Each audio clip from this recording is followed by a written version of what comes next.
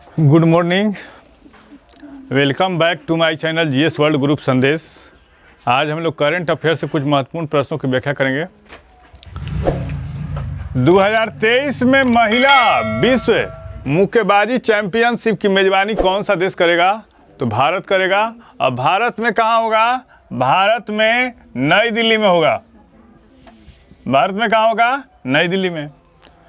ये बताइए, president cup का संबंध किस खेल से है? प्रेसिडेंट कप का संबंध है जो है मुक्केबाजी से है। मेयर्स कप का संबंध किस खेल से है? मेयर्स कप का संबंध किससे है? मुक्केबाजी से है। प्रेसिडेंट कप, मेयर्स कप का संबंध किस खेल से है? तो मुक्केबाजी से है। हाल ही में किस शहर ने सार्वजनिक परिवहन प्रणाली वाले श्रेणी में प्रथम पुरस्कार जीता है? यह है नवी मुंबई।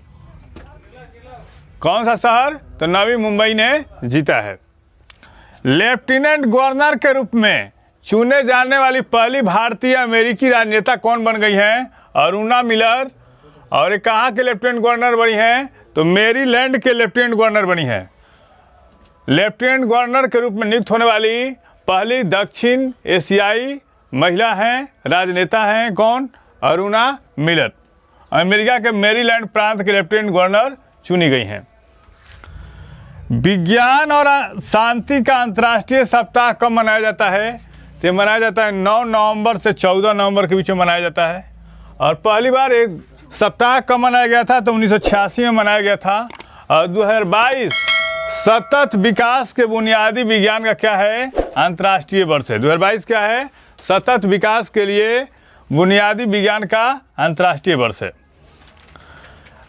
2023 के खेलो इंडिया यूनिवर्सिटी गेम्स की मेजबानी कौन सा राज्य करेगा? यूपी करेगा। और पहला खेलो इंडिया यूनिवर्सिटी गेम्स कहाँ हुआ था? तो पहला हुआ था उड़ीसा में हुआ है। और पांचवा कहाँ होगा? पांचवा खेलो इंडिया यूनिवर्सिटी गेम्स ये होगा एमपी में होगा। कहाँ पे? एमपी में। पहला उड़ीसा में हुआ था और 2023 का जो है वो यूपी में होगा। और पांचवा कहाँ होगा? एमपी में होगा।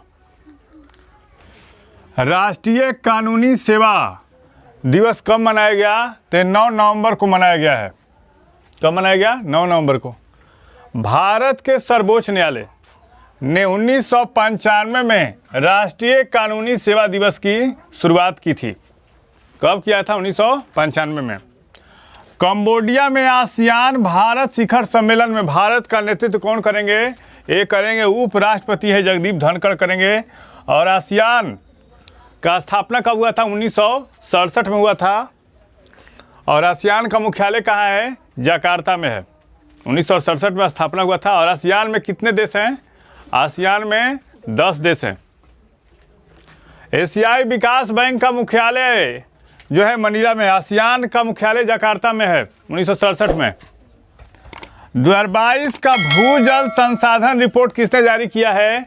एक गजेंद्र सिंह शेखावत, केंद्रीय जल शक्ति मंत्री जो हैं उन्होंने जारी किया है। किसका? 2022 का भूजल संसाधन रिपोर्ट जारी किया है, जिसमें भारत में जल संसाधन जो है, जो जल का भौम स्तर है वो 18% कमी हुआ है। त्रिपुरा उच्च न्यायालय के मुख्य न्यायाधीश किसे नियुक्त किया गया है? टी.ए. गौड़ को नियुक्त किया गया है। त्रिपुरा की राजधानी कहाँ है? अगरतला है। कहाँ पे? अगरतला। और 3 ओर से बांग्लादेश से घिरा राज्य कौन है? त्रिपुरा है। गुरुद्वारा प्रबंधक कमेटी का अध्यक्ष किसे निर्वाचित किया गया है? हरजिंदर सिंह धामी को। किसको? Harjinder Singh Dhami. State of the global climate in 2022 report किसने जारी किया है? तो विश्व मौसम विज्ञान संगठन ने। और विश्व मौसम विज्ञान संगठन का मुख्यालय कहाँ है? ये है जिनेवा में। और विश्व मौसम विज्ञान संगठन की स्थापना कब की गई थी? ये की गई थी 1951 में की गई थी। हाल ही में किस शहर ने नगरपालिका बॉन्ड जारी किया है? यह है बड़ोदरा। ये दूसरा शहर है भारत का जिसने नगरपालिका बॉन्ड जारी किया है। पहला शहर कौन था नगरपालिका बॉन्ड जारी करने वाला? ये था पुणे, जिसको डेक्कन क्वीन भी कहा जाता है। और पुणे किस नदी के किनारे है? पुणे है मूठा नदी के किनारे। हाल ही में कौन सा देश ब्लैक सी ग्रेन पहल में शामिल हो गया है? रूस। क्या है ब्लैक सी ग्रेन पहल? थोड़ा सा इसके बारे में देख लेते हैं।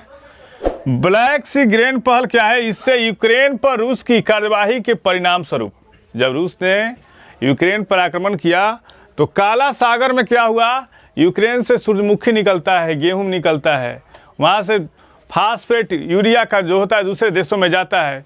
तो जब काला सागर में क्या हुआ, अतिक्रमण के कारण, मतलब रसिया के जो जहाज़ थे, पनडुब्बी थी, वहाँ पे खड़ी हो गई, जिसके कारण से वहाँ से अनाजों का, उर्वरक का, सूरजमुखी के तेल का निर्यात बंद हो गया।